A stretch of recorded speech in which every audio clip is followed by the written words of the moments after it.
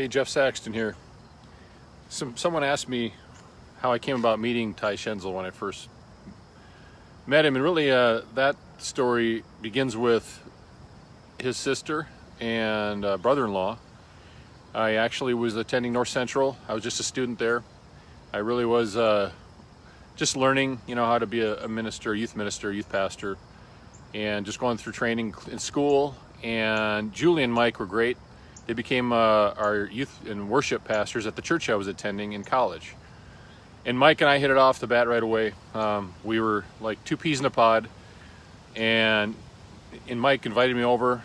He and Julie were great, and the three of us we had an awesome time.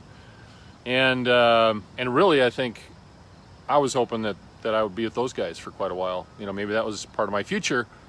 You never really know what your future is, but after a while, I could tell that they weren't going to be at that church a long time, but that we'd met for a reason. And they showed me some funny videos of Julie's really hilarious, amazing brother named Ty Schenzel. So I'd watch these videos that Julie and Mike would show me. We'd just sit there and laugh, but I never thought I'd meet him. I never thought it'd go any further than that. And they just said, this guy's amazing. He's doing amazing things in Omaha, Nebraska at a church called Trinity Church Interdenominational, working for Pastor Elmer Murdoch, who was basically the founder of that church in Omaha. And that church had started in the 70s and it exploded in 20 years. They were at 4,000 people.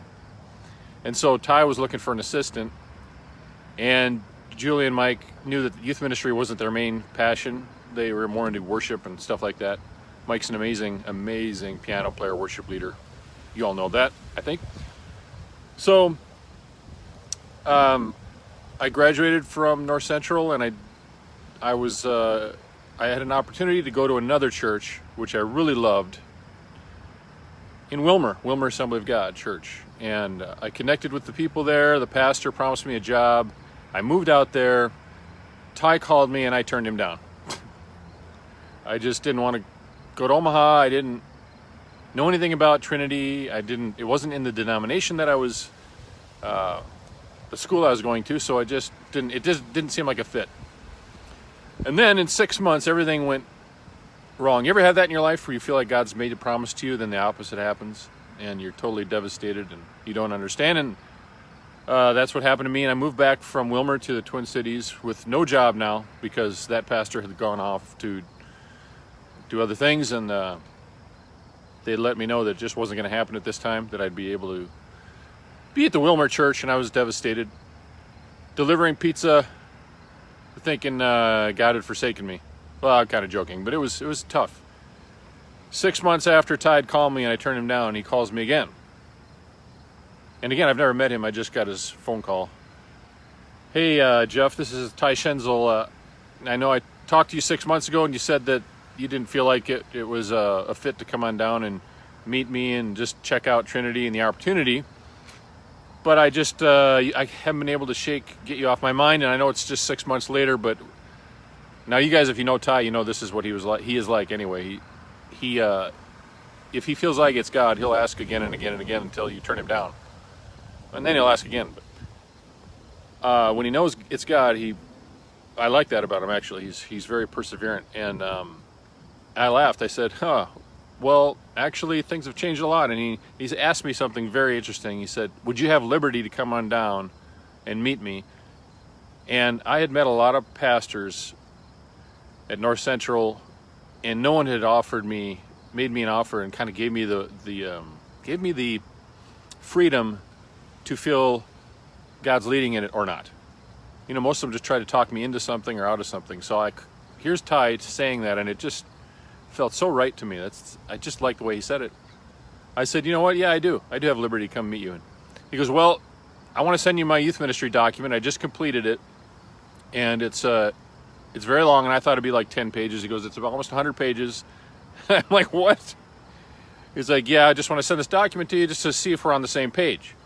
So guys, no kidding now, about a month earlier, I was just scribbling in my journal, and I scribbled what my philosophy of youth ministry is, and I wrote down 4 words, and I hope I don't cry. I wrote down loving, winning, equipping, and sending. That's what my philosophy of youth ministry was, and I wrote it in my journal, and I scribbled it all around it as if to kind of say, this is what I believe, but I guess I'm not a fit for anybody. Maybe other people don't do ministry the way I do, or the way I believe. Ty's document arrives. It's a huge package. I open it up, and the front cover, you guys know what the front cover of the document said: loving youth, winning youth, equipping youth, and sending youth. And I pretty much bawled right there, and I called Ty up on the phone and I said, hey, I got your document. And he goes, great. I said, I just wrote your philosophy of your front cover. I wrote that down in my journal a couple months ago, and I can't believe it. And he said, well, you better get down here and meet me, bro. So, sorry, I'm getting some, sorry about that. Yeah. So I came down, I met Ty Schenzel in Omaha, and the rest was history, as they say. I'll be sharing a lot more of these stories, because nobody really probably knows these, and how would you? This is my personal story, but everything changed when I got to Omaha after that. Nothing was the same. My wildest dreams in youth ministry were fulfilled 10 times over in 5.5 years, with the best boss I ever worked for, probably in the best church I've ever been at. And you'll hear more later. Thanks for listening.